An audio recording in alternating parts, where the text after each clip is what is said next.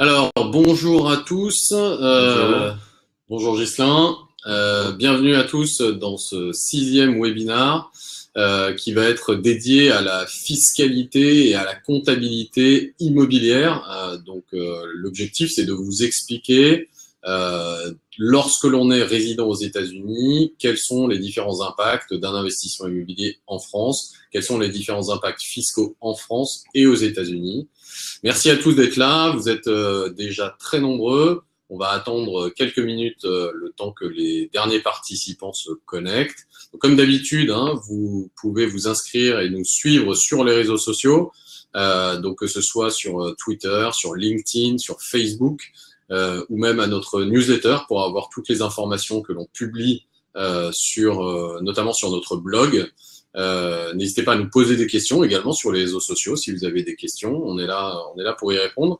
Donc, je co-animerai ce webinaire aujourd'hui avec Ghislain No. Bonjour Ghislain. Bonjour. Bonjour à tous. Qui arrive directement de Miami et qui est expert comptable spécialisé en fiscalité notamment franco-américaine et française et américaine et sur toutes les problématiques justement franco-américaines. Donc c'est Ghislain qui participera aujourd'hui avec moi pour vous expliquer tous les mécanismes et les rouages de la fiscalité et américaine et française et la cofiscalité entre la France et les États-Unis. Voilà, écoutez, je pense qu'il va être temps de démarrer ce webinaire. Bienvenue à tous. N'hésitez pas à nous dire, alors dans la partie, je crois qu'il y a un onglet questions sur votre droite ou peut-être en dessous de votre écran. N'hésitez pas à nous dire de quel État vous venez ou dans quelle ville vous habitez aux États-Unis. Je vois qu'on a de plus en plus de participants. C'est toujours intéressant pour nous et puis un peu plus sympathique lorsque l'on arrive à vous situer. Donc Ghislain, toi tu arrives de Miami. Aujourd'hui nous sommes à Paris. Toutes les personnes qui sont présentes sont notamment ou normalement des US residents, puisque l'objectif c'est de vous expliquer justement les rouages de la fiscalité aux États-Unis. Bonjour Camille, New York, donc New York dans l'État de New York. Voilà, n'hésitez pas à nous mettre des petits commentaires dans cet onglet-là. Dans quelle ville vous habitez, dans quel État vous habitez, et notamment pendant le webinaire, je le redis, n'hésitez pas à nous poser vos questions également. Lorsque vous avez des questions, n'hésitez pas à nous interrompre, on est là pour ça, on est là pour répondre à vos questions. Bonjour Marjorie, vous êtes à Indianapolis, Isabelle, elle, est à Seattle. Bienvenue à tous, nous sommes ravis de pouvoir vous avoir tous ici et de pouvoir répondre à vos questions. Alors, pour commencer, pour vous expliquer un petit peu comment va être structuré ce webinaire qui va être un petit peu technique. Bienvenue à Arnaud, Great State of Texas. Donc, comme c'est justement un petit peu technique, on a essayé de structurer en trois parties. Donc, une première partie de ce webinaire qui sera dédiée, qui sera délibérément un peu large. Donc dans laquelle on vous expliquera avec Ghislain, c'est surtout Ghislain d'ailleurs qui nous expliquera comment fonctionne la fiscalité française, comment fonctionne la fiscalité américaine, qu'est-ce qu'il existe entre les deux, quelles sont les différences. Je vois qu'on a des personnes de Jonathan de San Francisco en Californie, Alexandre également, Claire qui habite à New York également. Bienvenue à tous. Donc, une première partie sur la fiscalité au sens large du terme, la fiscalité en France, la fiscalité aux États-Unis. Une deuxième partie sur ce qui nous intéresse, c'est-à-dire quel est l'impact fiscal d'un investissement immobilier en France lorsqu'on habite aux États-Unis. Donc, quel est l'impact fiscal en France, quel est l'impact fiscal aux États-Unis. Et ensuite, quels sont les moyens d'optimisation, d'optimiser justement sa fiscalité, la fiscalité en France et d'optimiser la fiscalité aux États-Unis. Alors, donc on va commencer par le cas général. Donc Ghislain, est-ce que tu peux nous en dire un petit peu plus, notamment donc sur la fiscalité française. Est-ce que tu peux nous rappeler un petit peu comment fonctionne l'impôt en France entre l'impôt sur le revenu, l'impôt foncier, et quelles sont les principales différences avec les États-Unis? Alors, les règles sont assez similaires et assez simples au niveau de l'impôt foncier. Par rapport à la situation d'un immeuble. Si un immeuble est situé en France, il est imposé en France. quel que soit le lieu de résidence du propriétaire et de celui qui en tire les revenus. Aux États-Unis, on a exactement le même système, sauf qu'un Américain va être imposé non seulement sur les seuls revenus des biens situés aux États-Unis, mais également sur ceux situés à l'étranger. C'est ce qui va distinguer l'imposition. Mais sur le principe de base, on est sur le droit du sol. Un immeuble est imposé là où il est situé, avec une spécificité américaine, c'est qui impose mondialement les revenus de leurs résidents fiscaux. Donc, lorsque tu parles de immeuble, on est d'accord que c'est le sens juridique du terme. Donc, un appartement est un immeuble. Un appartement, c'est en opposition à un meuble, quelque chose qui bouge que l'on peut déplacer. C'est absolument ça. Donc, un appartement, c'est un immeuble par destination. D'accord. Ok, bon bah écoute, très très bien. Est-ce que, alors, donc là on a vu justement cette fiscalité-là. Comment fonctionne l'impôt en France lorsqu'on est en France, lorsqu'on est fiscalisé en France? Comment fonctionne l'impôt? Est-ce que il y a différents types d'impôts? On entend parler de l'impôt sur le revenu, on entend parler de l'impôt sur de l'impôt foncier. On paye un autre type d'impôt lorsque on fait du meublé. Est-ce que tu peux rapidement nous dire comment tout ça fonctionne? Alors en France, il existe deux systèmes qui coexistent depuis plusieurs années. Il y a le système de l'allocation nue et le système de l'allocation meublée en termes de revenus. Et donc celui qui a des revenus de location nue va être imposé à l'impôt sur le revenu dans la catégorie des revenus fonciers et va pouvoir déduire un certain nombre de frais qui sont définis par les textes fiscaux en vigueur pour déterminer un revenu foncier imposable qui, lui, sera imposé au barème. Dans le cadre de l'allocation meublée, deux systèmes coexistent. On a la location meublée professionnelle ou non professionnelle, avec, en fonction du niveau de revenu, des options à prendre, des options qui peuvent être plus ou moins intéressantes, pour pouvoir optimiser sa fiscalité. Le principe est le suivant, quand vous êtes non professionnel ou quand vous êtes dans un barème forfaitaire, vous déclarez vos revenus avec un abattement qui est de 50%. Et quand vous êtes en location meublée, vous avez le droit de déduire un ensemble de charges en fonction des textes en vigueur, mais qui peuvent, dans certains cas, s'avérer beaucoup plus favorables. D'accord, alors on verra ça effectivement en détail un petit peu plus tard dans ce webinaire. Donc on a bien compris sur cette fiscalité française, il y a vraiment deux types de fiscalité alors on est déjà sur de l'immobilier, entre la location vide et la location meublée. À côté de ça, il y a l'impôt sur le revenu quand on touche des revenus de salaire. Absolument.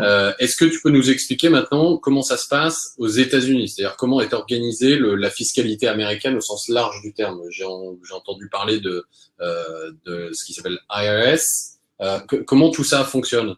Alors, c'est simple. Aux États-Unis, dès lors qu'on est résident fiscal américain, avec ce qu'on appelle le suspensible test, mais je ne vais pas rentrer dans les détails, deux catégories d'impôts. Il y a l'impôt fédéral, qui est le même pour tout le monde, quel que soit l'endroit où on vit. Et ensuite, il y a un impôt par État, et même dans certaines villes, je pense à ceux qui vivent à San Francisco ou à New York.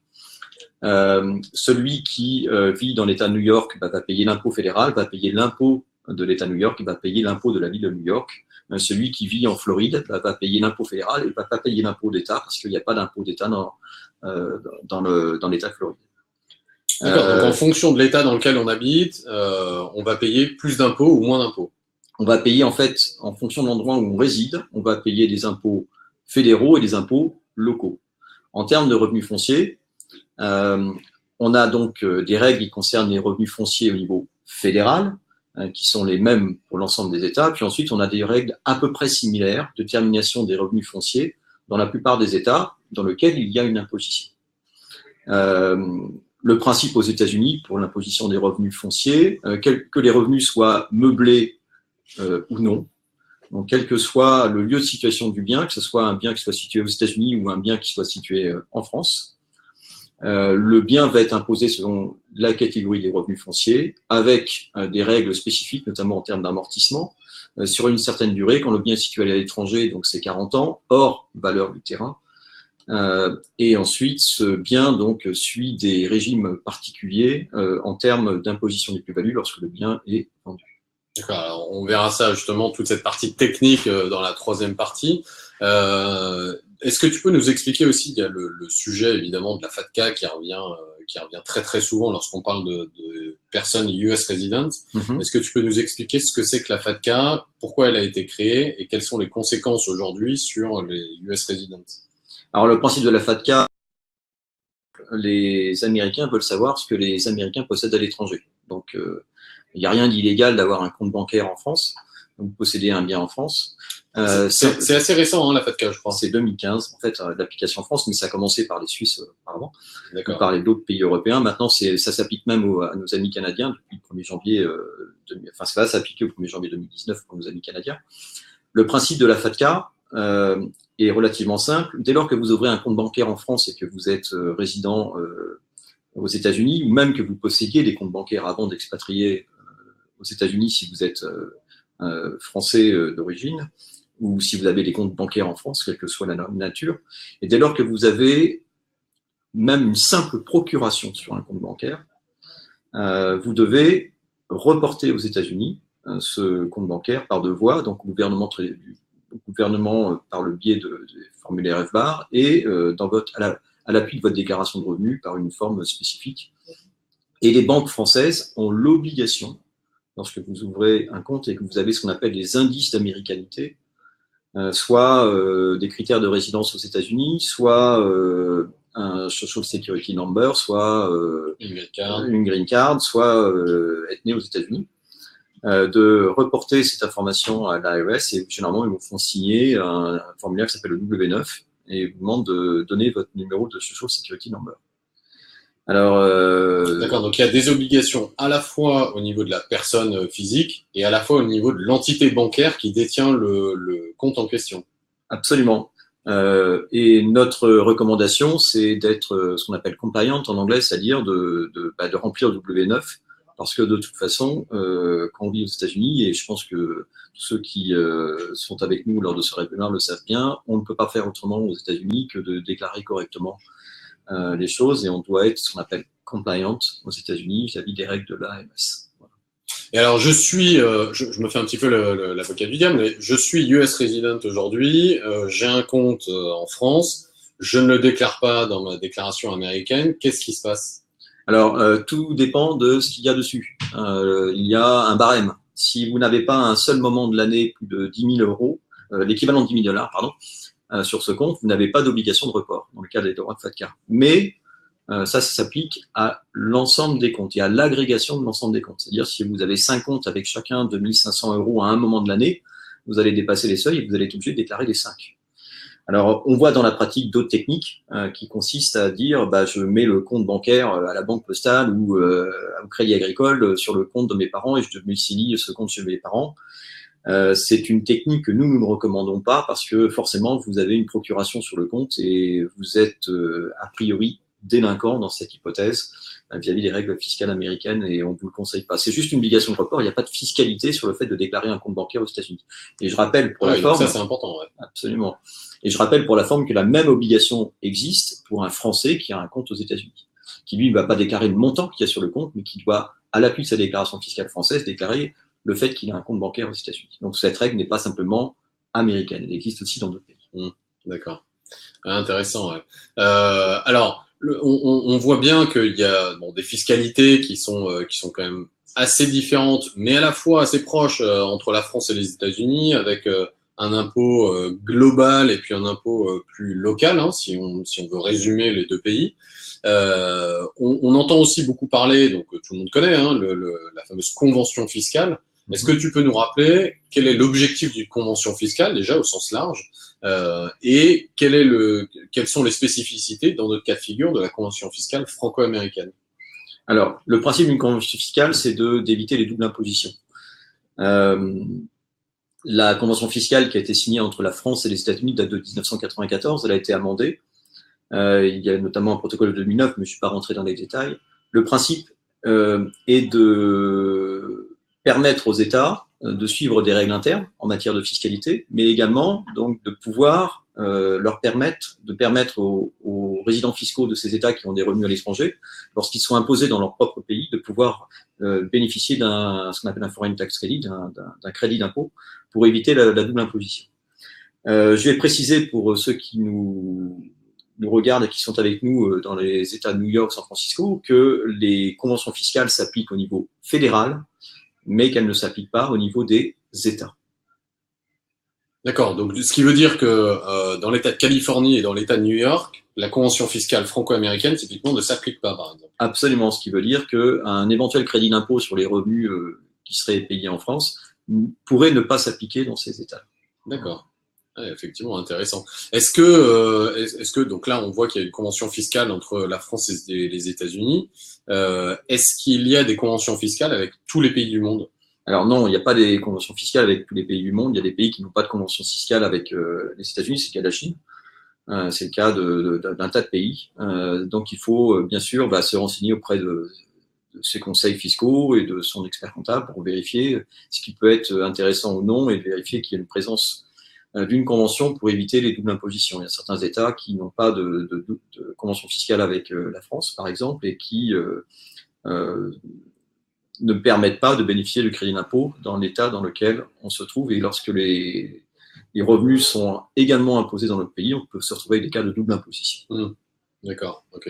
Donc là, typiquement, c'est quelque chose que vous faites, ça. Hein, absolument. D'accord. Le principe du foreign tax credit, donc du crédit d'impôt, c'est de prendre en compte l'impôt qui est prélevé en France. On parlera des prélèvements sociaux sans doute un petit peu plus tard. Ouais. Je pense qu'on aura beaucoup de questions là-dessus. Et d'imputer ce crédit d'impôt sur le montant d'impôt payé aux États-Unis, dans la limite de l'impôt payé aux États-Unis, bien sûr. Ouais, alors on va voir ça effectivement en détail dans la deuxième et la troisième partie. Encore une fois, hein, n'hésitez pas à nous poser des questions quand vous en avez. Si vous voulez intervenir, on est là pour répondre à vos questions. Donc n'hésitez pas à nous arrêter ou à nous couper la parole par écrit et je ferai le relais de vos questions. Donc on vient de vous expliquer, donc Ghislain vient de nous expliquer hein, le principe de la fiscalité en France, aux États-Unis et puis quelles sont les spécificités de la fiscalité franco-américaine.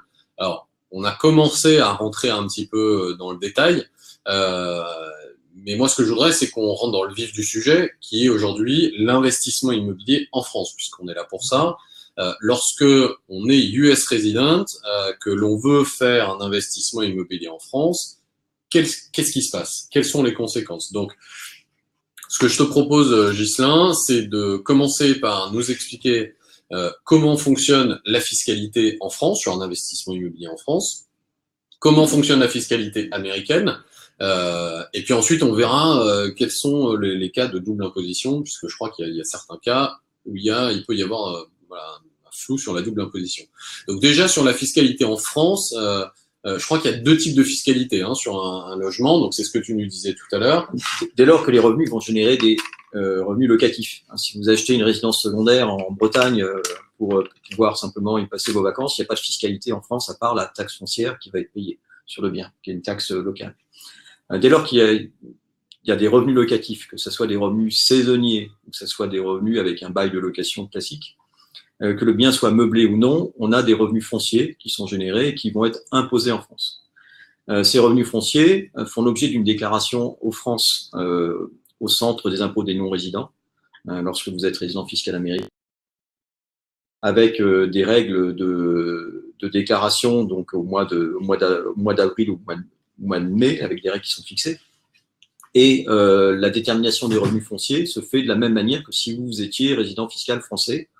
C'est-à-dire on prend le montant du revenu brut, on déduit un certain nombre de charges, 20 € par local. On n'amortit pas le bien en France lorsque la location est nue. On peut déduire la taxe foncière, mais pas la taxe sur les ordures ménagères. On peut déduire les frais réels de gestion, les assurances contre les loyers impayés, et on arrive à la détermination d'un revenu net. On peut déduire bien sûr les intérêts des emprunts. S'il y a un déficit, donc ce déficit peut être reportable sur les années suivantes, lorsque c'est s'agit d'une location nue. Je précise qu'il existe aussi un régime, ce qu'on appelle le micro-foncier, dès lors que qu'on loue un logement vide et que les revenus sont inférieurs à 15 000 € de mémoire.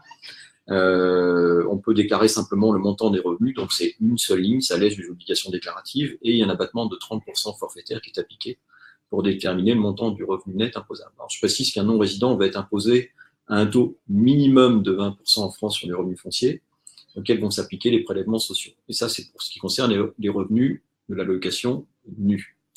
Donc, location nue, on déclare ses revenus, on amortit un certain nombre on déduit un certain nombre de charges, Tout à fait. on obtient un résultat et on est imposé sur ce résultat à un taux de 20% minimum, Voilà. plus 18,5% 17,2 pardon, de CSG-CRDS. Absolument.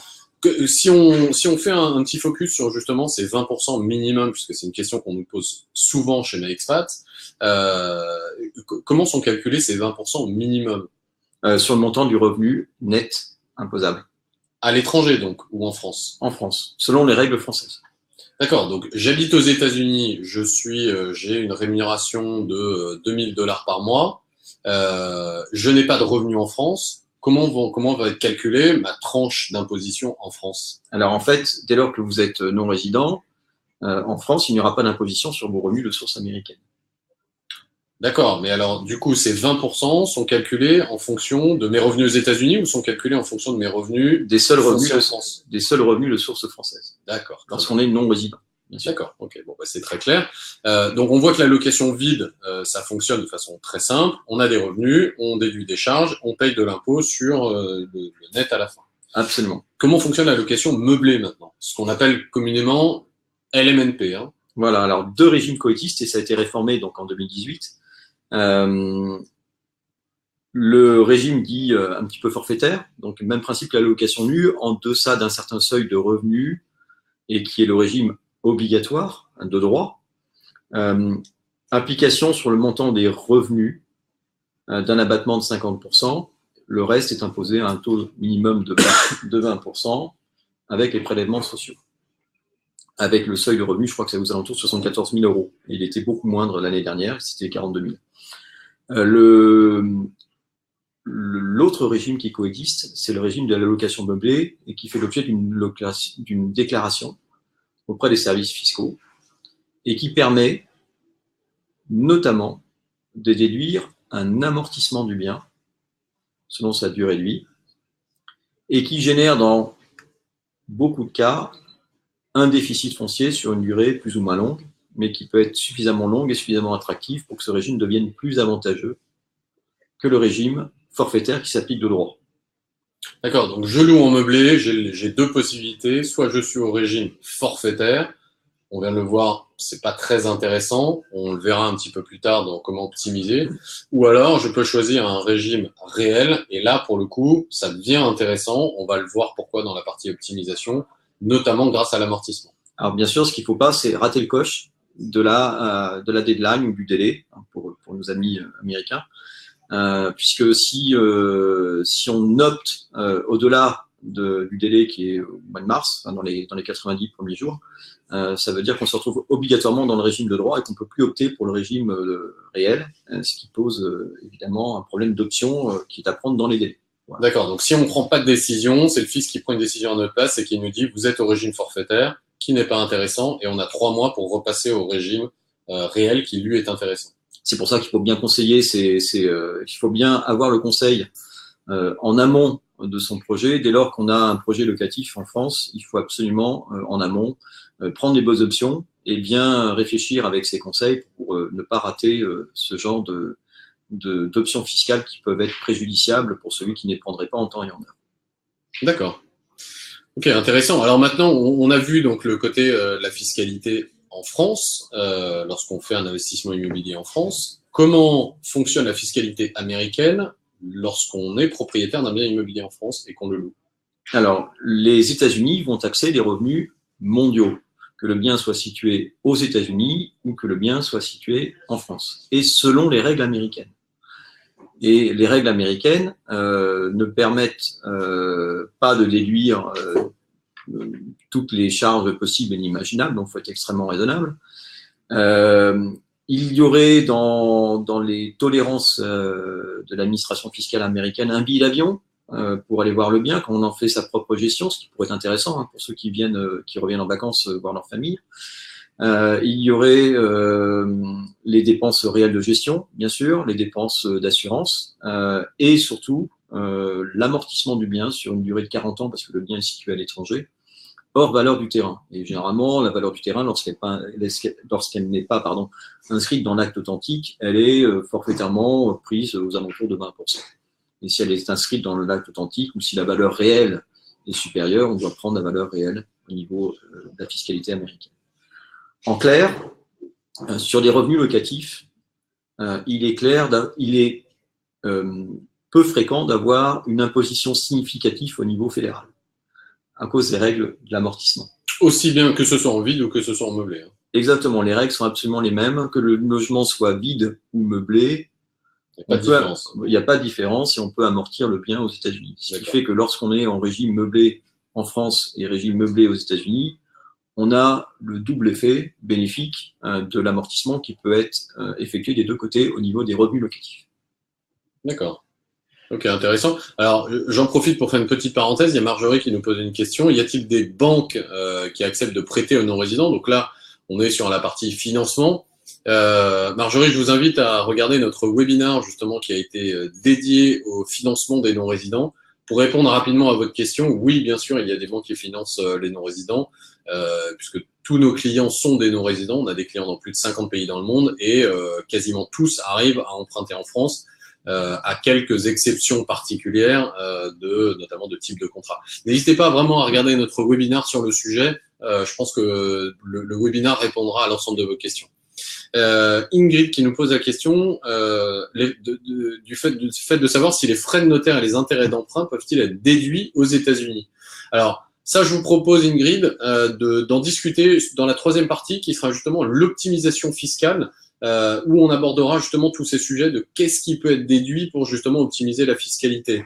Donc là, on a vu que sur la fiscalité en France, donc deux types de fiscalité, entre l'allocation vide ou l'allocation meublée. Aux États-Unis, vide ou meublé, c'est pas ça qui fait la différence. Absolument. Au niveau fédéral, de toute façon, on peut amortir le bien, donc quasiment pas d'imposition. En général, quasiment jamais d'imposition au niveau fédéral. Il y en a, mais c'est assez léger. Voilà. Ou légère imposition.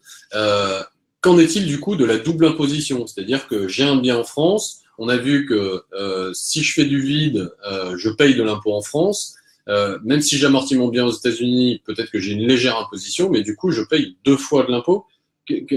Dans quel cas ça arrive? Comment l'éviter? Et dans quel cas ça n'arrive pas? En clair, avec un taux minimum de 20% d'impôt en France, en fonction de la tranche marginale d'impôt au revenu, je ne vais pas rentrer dans les détails, mais et en fonction des règles d'amortissement, il est rare d'avoir une double imposition puisqu'on va prendre l'impôt payé en France et on va le déduire au niveau fédéral, au niveau du crédit d'impôt. Une fois qu'on amortit le bien et qu'on passe le crédit d'impôt, on a généralement plus de revenus imposables aux États-Unis au niveau fédéral. Alors, je précise qu'au niveau des États, notamment pour ceux qui sont à New York, qui sont à San Francisco, les règles peuvent être différentes puisque le foreign tax credit, c'est-à-dire le crédit d'impôt, ne va pas être pris en compte puisque ces États ne reconnaissent pas les conventions fiscales. Donc là, il peut y avoir un léger supplément d'impôt au niveau de l'État fédéré et non pas au niveau de l'État fédéral. Il est, je pense, intéressant de préciser que à ce jour, la CSG-CRDS, c'est-à-dire les prélèvements sociaux au taux de 17,2, ne constitue pas, aux yeux de l'IRS, un impôt déductible au niveau des foreign tax credits. Alors, certains cabinets, certains conseils assimilent cet impôt comme un impôt déductible, comme la taxe foncière française, ouais, au niveau des revenus américains, et donc on le déduit des revenus imposables, mais pas en tant que crédit d'impôt. Il y a un arrêt de jurisprudence en cours, je dois le préciser, favorable aux contribuables, qui date de 2015, dans le district de Columbia, qui a ordonné à l'IRS de revoir sa copie, mais c'est toujours en suspens, donc depuis 2015, et ça n'a pas bougé à ce jour. Mais il faut suivre bien sûr l'actualité et demander à son conseil et à son CPA aux États-Unis si la jurisprudence n'a pas évolué pour pouvoir évidemment optimiser le crédit d'impôt et en tirer l'avantage maximum. D'accord, donc pour résumer, j'ai un appartement en France, je paye de l'impôt dessus puisque je le loue pas en meublé mais je le loue en vide. Ces impôts-là, je peux avoir un crédit d'impôt aux États-Unis, donc ce qui va empêcher la double imposition, ce qui va effacer la double imposition. Absolument. Sauf dans l'État de New York et dans l'État de Californie où là il faut voir au cas par cas. Où tous les États, enfin quasiment tous les États dans lesquels il y a une imposition étatique. C'est ça. Et le cas particulier de la CSG-CRDS, qui, elle, ne peut pas être effacée sous la forme d'un crédit d'impôt, mais qui peut être effacée sous la forme d'une charge déductible. Absolument.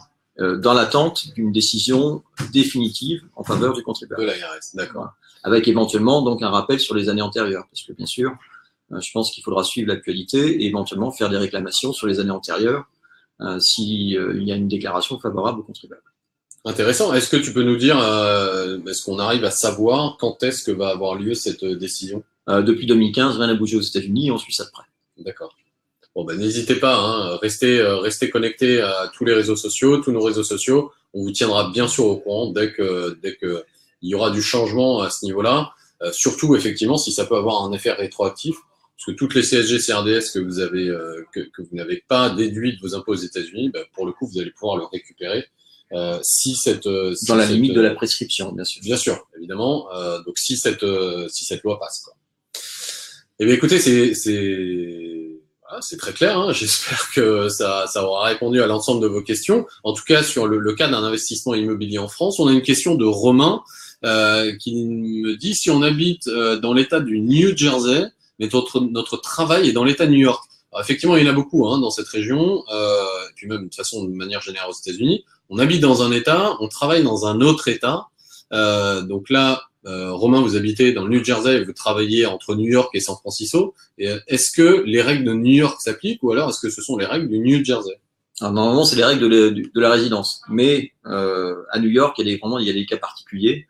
C'est les règles de subsistance. Donc, c'est le nombre de jours passés dans l'État, à peu près, en gros.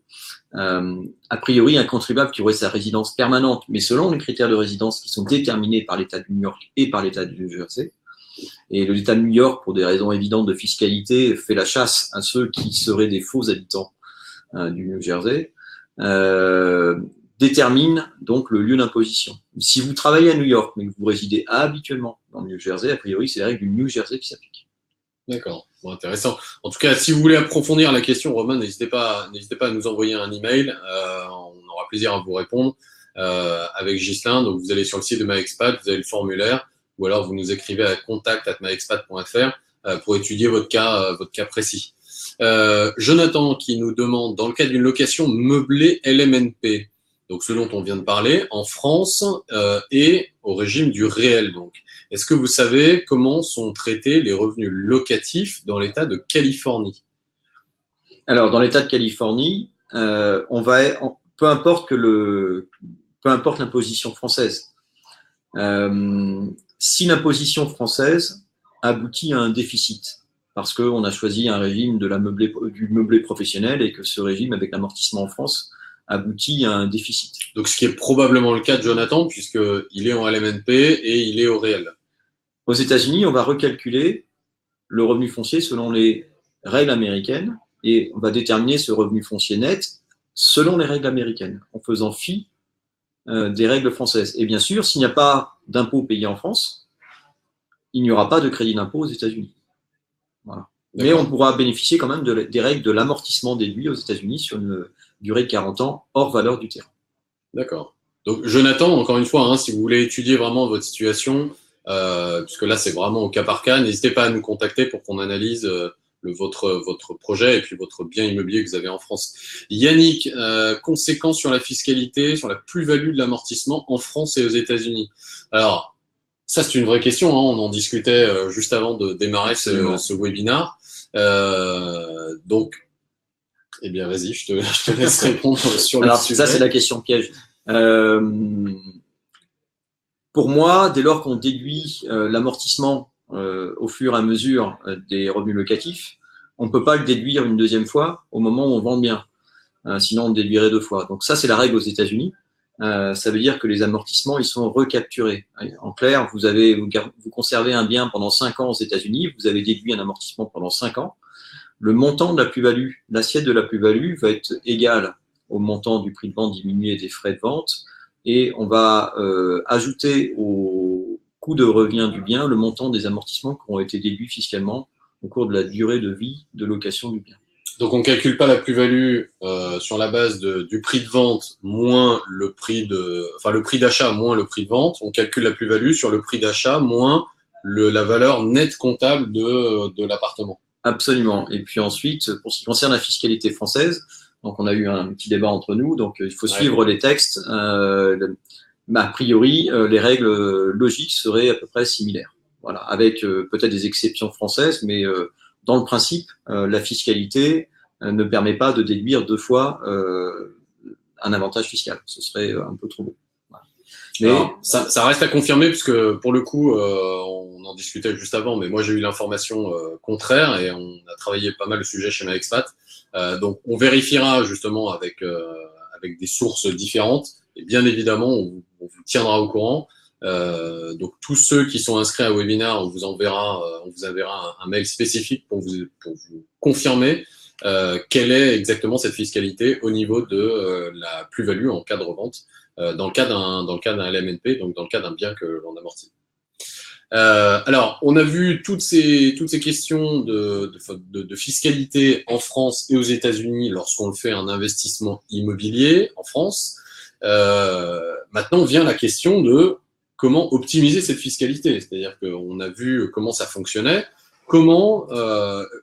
Quels sont les différents moyens de payer moins d'impôts ou d'optimiser même la fiscalité, puisque dans certains cas, on va pas payer d'impôts, mais on va pouvoir augmenter son déficit foncier. Comment on peut faire pour optimiser en France? On a parlé tout à l'heure de l'amortissement. Est-ce que tu peux nous expliquer un petit peu comment ça fonctionne, le LMNP en France? Alors, je préciserai qu'au niveau de l'investissement et de l'optimisation d'un investissement immobilier, il y a une règle d'or, c'est le lieu et encore le lieu. Je pense que chez MyExpat, on sait à l'avance. Bien évidemment. Et donc, c'est le premier conseil qu'on donne à nos clients, mais je pense que vous donnez le même.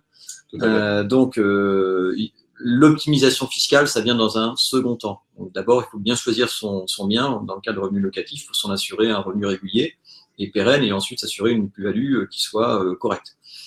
Le principe d'optimisation fiscale, donc côté français, avec la règle de l'imposition minimum à 20% et avec la règle des prélèvements sociaux, il y aurait un net avantage à pratiquer la location meublée et à prendre les bonnes options dès le départ. Si la location meublée professionnelle génère des frais administratifs et l'obligation d'une déclaration fiscale en France, vous êtes généralement bien accompagné par des experts comptables en France qui peuvent vous produire ces déclarations. Il y a même des cabinets qui peuvent vous accompagner directement aux États-Unis pour faire les déclarations fiscales, ces mêmes déclarations fiscales françaises, et vous offrir un package global, comme Jade, comme cabinet dans lequel je travaille. Le principe de l'optimisation va être dans les choix qui vont être opérés. Donc, revenu locatif nu, revenu locatif meublé, dans quelles conditions, qu'est-ce que j'optimise, et surtout dans le respect des règles fiscales des deux côtés. Côté français, le revenu, si j'ai par exemple un emprunt en France, je vais pouvoir déduire les intérêts d'emprunt. Et bien sûr, je vais souvent, et dans la plupart des cas, générer un déficit. Alors, tous les programmes de défiscalisation ne sont pas réservés aux non-résidents. Il y en a encore quelques-uns qui fonctionnent. Mais dans la plupart des cas, il faut regarder, avec l'aide de MyExpat, des programmes de défiscalisation qui peuvent éventuellement bénéficier aux non-résidents. Il y a aussi donc le choix de la location meublée. On achète même des meubles et on amortit les meubles. Ce choix ne doit pas être systématique, il doit résulter d'une étude d'emplacement, de rentabilité, pour déterminer le meilleur choix possible en fonction de l'impact fiscal, sachant que la fiscalité, globalement, la fiscalité pour une location meublée va être moindre que la fiscalité pour des logements nus en France. Donc le principe de base, une fois qu'on a un bien qui est bien situé, bien évidemment, et qui est de bonne qualité, c'est-à-dire qui est rentable, le principe de base pour optimiser sa fiscalité, c'est de passer des charges qui vont être déductibles, donc qui vont diminuer l'assiette imposable. Donc on a les revenus et on va enlever à ces revenus les différentes charges. Donc on a parlé des intérêts de l'emprunt, on a parlé de l'amortissement. Un bien en France, aujourd'hui, ça s'amortit sur quoi? Sur 20 ans? Ça dépend de la situation du bien. On enlève la valeur du terrain qui n'est pas amortissable, et puis ensuite ça s'amortit selon ce qu'on appelle les composants. Donc je ne vais pas rentrer dans le détail technique, mais ça mérite une étude. Mais globalement, c'est sur une durée de 25 à 40 ans. D'accord. Bon. Donc ce qui représente sur un bien à 25 000 euros, ce qui représente 10 000 euros par an d'amortissement. C'est beaucoup. Un petit peu moins. Un petit peu moins. D'accord. Mais on n'a pas la calculette avec nous. Ouais, c'est pour vous donner des ordres de grandeur, mais c'est l'idée de l'amortissement. Donc, de vos revenus, vous allez pouvoir déduire donc les intérêts d'emprunt, vous allez pouvoir déduire l'amortissement du bien. Qu'est-ce qu'on peut déduire encore de ces revenus-là lorsqu'on fait du LMNP au régime réel? Donc, les frais réels de gestion, les frais de votre expert comptable, même s'ils sont faibles, les frais de MyExpat, les frais de tous les frais qui vont être générés par les revenus et par la gestion même du bien, y compris les assurances, y compris les déductions forfaitaires admises par le fisc, les 20 euros. Est-ce qu'on peut dire, pour résumer, que tous les frais qui ont permis d'acheter le bien et tous les frais qui permettent de gérer le bien sont déductibles? Est-ce que les frais de notaire, je t'interroge juste 2 secondes, est-ce que, par exemple, les frais de notaire sont déductibles dans le cas d'un LMNP? Est-ce qu'on peut les passer en charge déductible? Alors, si on ne choisit pas de les immobiliser, il y a 2 règles qui coexistent en fait, mais bon, la plupart des cas, ces frais vont être déductibles. Les côtés américains, même chose. En gros, tous les frais qui concourent à l'achat ou à la vente vont être déductibles. Aux États-Unis, ça peut être interprété comme un coût de revient du bien, donc ce qu'on appelle la basis. Mais on a peu d'impact puisque comme on amortit systématiquement le bien et qu'on tient compte du crédit d'impôt français, encore une fois, côté américain, sur le revenu locatif, au niveau fédéral, on n'a généralement pas d'impact. On n'a généralement pas beaucoup de revenus fonciers. C'est un rare cas d'imposition. Il faut regarder l'imposition fédérée, comme je l'ai déjà précisé, mais c'est plutôt du côté français que ça se joue. Et là, donc, en termes d'imposition de charges déductibles, on est vraiment encadré par les textes. Et dans le cas des revenus LMPV, il faut simplement que les frais concourent à la réalisation du revenu corrélatif. Ça veut dire que il faut être extrêmement raisonnable sur les frais que l'on passe. D'accord. Voilà. Alors, typiquement, pour répondre à la question d'Ingrid de tout à l'heure, les frais de notaire et les intérêts d'emprunt peuvent-ils être déduits aux États-Unis? Donc la réponse, elle est oui. Oui, même de source française, peu importe. Même de source française, d'accord. Dans la limite des textes. Voilà, donc il faut que ce soit raisonnable. Il y a un montant limite aussi. Il y a un montant limite. Voilà.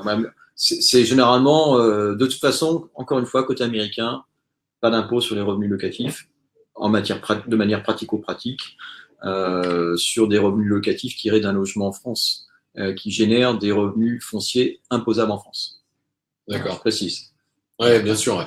Donc à partir du moment où vous faites du LMNP, vous êtes en déficit foncier en France et donc vous n'avez rien à déclarer aux États-Unis. Enfin, il n'y a pas de fiscalité aux États-Unis. Un revenu qui va générer un déficit en France ne va pas pouvoir générer de crédit d'impôt corrélatif au niveau fédéral. Et donc, éventuellement, là, cette fois-ci, il pourrait y avoir un impôt aux États-Unis. D'accord. Mais en bénéficiant aussi des règles d'amortissement. Donc, le tout, c'est et des charges déductibles. Et des charges déductibles. Et en fait, avec la règle d'amortissement sur les revenus locatifs, il y a l'impact du taux de change déjà, mais on est quand même, dans la pratique, on le voit, on est quand même sur des niveaux de revenus relativement faibles au niveau fédéral. Et alors, dernière question, je fais un investissement immobilier en France que je loue en meublé, je le déclare en LMNP au régime réel. Tous les ans, je fais un aller-retour en France pour venir voir comment est mon bien, est-ce qu'il est en bon état, et pour le gérer un petit peu. Est-ce que cet aller-retour, je peux également le déduire de mes revenus en France et le déduire de mes revenus aux États-Unis? Alors, de mes revenus en France, non. C'est clair, en fait, il ne s'agit pas d'une charge déductible. Aux États-Unis, c'est pas inscrit dans les textes, mais c'est une tolérance. Notre cabinet, par exemple, pratique cette déduction sur un billet d'avion aller-retour. Alors, bien sûr, par an. Donc, si votre bien est situé à Biarritz et que vous prenez un billet d'avion pour aller à Paris, ce ne sera pas déductible. Voilà. Donc, il faut que ça soit engagé dans l'intérêt de la gestion du bien. D'accord. Donc, il faut pouvoir justifier qu'on va bien à l'endroit avec des billets de train. Les règles fiscales des 2 pays sont assez similaires en termes de vérification des revenus fonciers et des charges déductibles. D'accord. Alors là, on a vu donc quels sont les moyens d'optimiser en France et aux États-Unis. Est-ce que tu peux nous dire, est-ce qu'il y a des obligations particulières à respecter si justement je veux faire du LMNP en France au régime réel? Alors, j'ai déjà parlé tout à l'heure des options fiscales à prendre en temps et en heure. Ça, c'est vraiment important parce que si on rate l'option, le fisc risque de nous dire tant pis pour vous.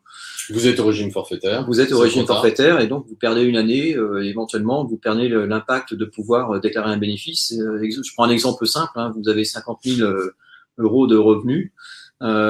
Si vous ratez l'option, bah, vous déclarez avec un abattement de 50% 25 000 de revenus imposables et vous pouvez pas amortir le bien.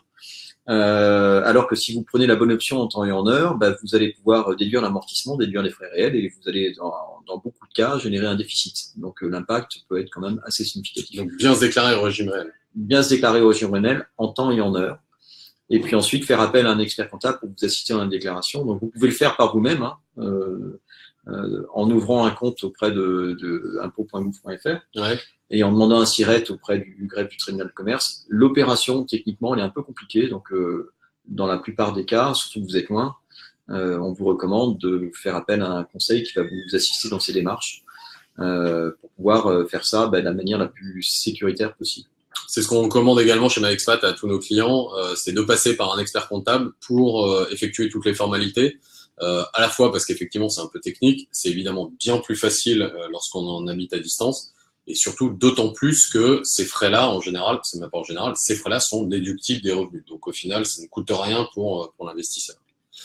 D'accord. Donc, finalement, peu d'obligations particulières, mis à part le fait de passer par un comptable et d'avoir un SIRET lorsqu'on est en France. Est-ce qu'il y a une obligation particulière lorsque l'on est aux États-Unis pour faire du LMNP en France? Faire ses déclarations fiscales en temps et en heure, à l'aide d'un conseil. Voilà. Bon, rien de plus, rien d'illégal d'avoir un bien en France.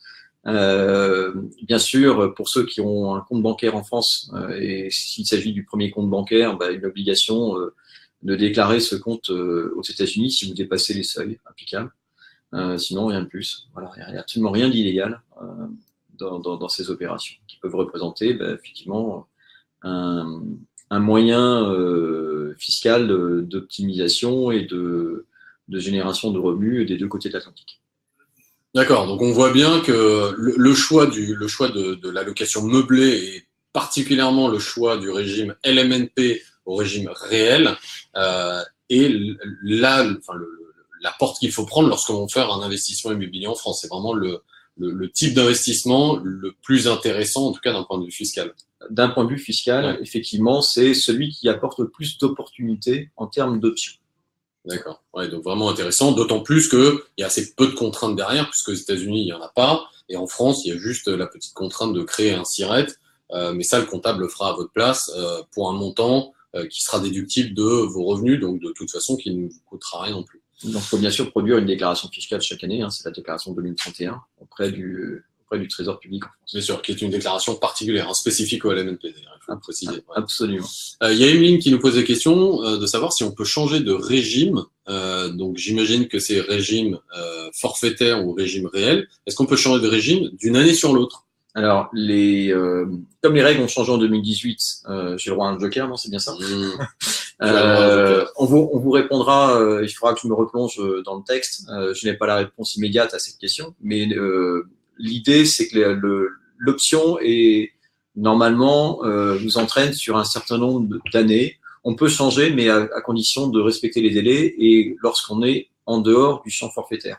Quand on est dans le régime de droit, c'est-à-dire quand on est en dessous des seuils et qu'on n'a pas opté pour le régime réel, on peut le faire chaque année en respectant le délai d'option.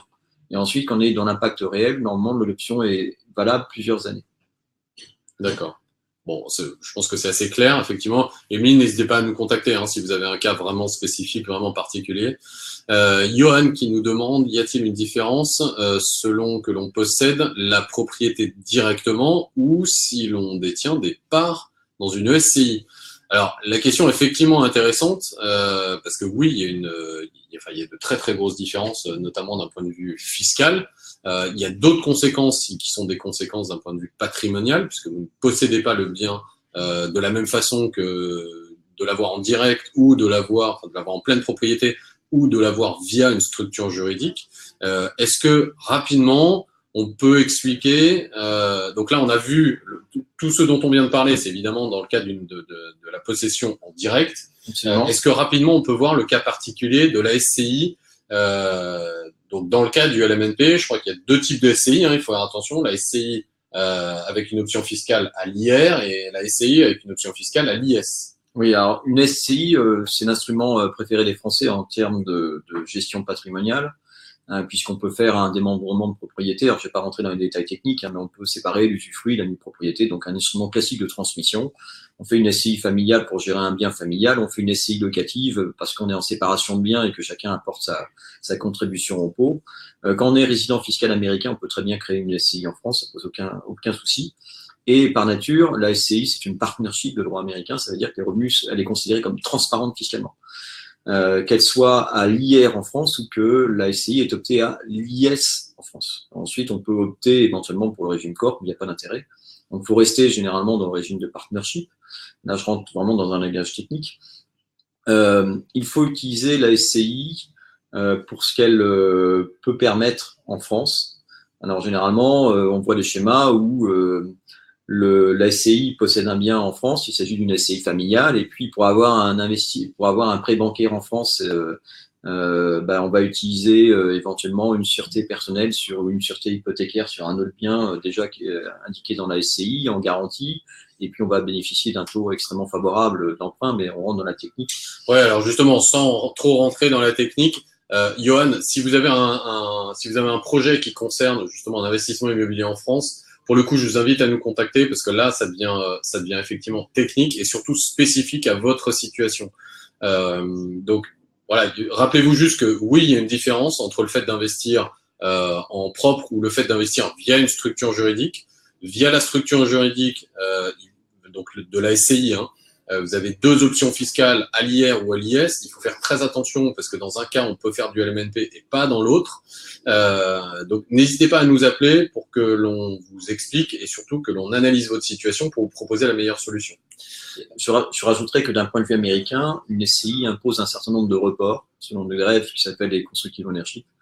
Ça veut dire que généralement, on est obligé de déclarer le bilan du compte de résultat de la SCI. Elle appuie sa déclaration individuelle dès lors qu'on détient un certain pourcentage de contrôle. Et ce, chaque année. Ouais, donc vraiment technique. Paul, qui nous demande comment optimiser ses impôts aux États-Unis. Conseillez-vous des SCI en France en règle générale? Alors là encore, Paul, je pense que même type de question que Johan. N'hésitez pas à nous contacter. Là, il faudra analyser votre situation bien spécifiquement et on sera ravis de répondre à votre question après avoir analysé votre situation. Catherine, conseillez-vous de passer par un tax advisor aux États-Unis également pour déclarer les revenus en France et reporter les déductions d'impôts, ou bien en général, ils ne connaissent pas les subtilités françaises et il vaut mieux le faire soi-même? Alors, la meilleure réponse à vous apporter, c'est de contacter des spécialistes de la fiscalité des deux côtés, comme Jed Associates, Jed Fiducial. On n'est pas les seuls. Donc, le principe, c'est d'avoir un CPS à côté qui connaisse un peu les arcanes de la fiscalité française et qui puisse vous accompagner, qui comprennent ce que c'est qu'une déclaration de revenus française. Ce que l'on fait, par exemple, chez nous, c'est que nous faisons et les déclarations américaines et les déclarations françaises. Et en fait, on fait la passerelle sur les revenus locatifs et sur les plus-values des deux côtés de l'Atlantique. D'accord. Donc, typiquement, chez vous, dans votre cabinet comptable, vous savez très bien gérer les deux et vous faites… Absolument. Et en plus, on communique dans la langue de Molière. Parfait. Donc, effectivement, Catherine, très facile de faire ces déclarations fiscales. Dans ces cas-là, encore une fois, n'hésitez pas à nous contacter. On aura plaisir à analyser votre situation et puis à vous mettre en relation avec Ghislain. Nous arrivons à la fin de ce webinaire. Donc, on voit bien que le régime le plus intéressant, donc évidemment, mis à part sur le fait de trouver un appartement, un bien immobilier qui est bien situé, qui a une bonne rentabilité, fiscalement parlant, le régime le plus intéressant, c'est le régime du meublé au régime réel, qui va vous permettre de déduire l'amortissement du bien et tout un tas de charges qui fait que vous n'aurez pas d'impôt à payer après pendant plusieurs années, de nombreuses années, aussi bien en France et aux États-Unis. Pour le coup, ça n'a pas d'impact puisque de toute façon, que vous achetiez un appartement, que vous louiez un appartement en vide ou en meublé, il n'y a pas de différence. Il y a juste des spécificités qui sont techniques où là, n'hésitez pas encore une fois à nous contacter pour que on puisse voir avec Ghislain comment optimiser votre situation aux États-Unis. Donc, écoutez, si vous avez un projet immobilier, bon, vous le savez aujourd'hui, vous êtes tous abonnés depuis longtemps maintenant. J'espère que vous nous contacterez pour étudier votre projet. J'espère que ce webinaire vous a été utile. En tout cas, j'ai été ravi de faire ce webinaire avec toi, Ghislain. C'était ton premier webinaire avec nous. Plaisir partagé. N'hésitera pas à en refaire à la demande de nos clients. ou des expatriés qui nous entourent. En tous les cas, on a des clients dans plus de 50 pays dans le monde aujourd'hui. J'espère que ce webinaire vous a plu. N'hésitez pas à nous faire vos commentaires, à nous faire vos suggestions si vous en avez. Encore une fois, n'hésitez pas à vous inscrire, à nous suivre sur les réseaux sociaux, donc que ce soit sur Twitter, sur LinkedIn, sur Facebook, à notre newsletter. Vous pouvez vous abonner, vous pouvez consulter notre blog qu'on essaye d'alimenter de façon hebdomadaire, très régulièrement, avec des sujets qui sont parfois techniques, mais que l'on espère être intéressants pour vous. Merci beaucoup, Ghislain, en tous les cas. Merci à tous. Bon retour à Miami, aux États-Unis. Merci bien. Merci à tous. Et puis, je vous dis à très bientôt pour un prochain webinaire dont on vous donnera le sujet sur les réseaux sociaux et via notre newsletter. Je vous souhaite une très bonne fin de journée pour vous aux États-Unis. Et puis, je vous dis à très bientôt. Au revoir. Au revoir.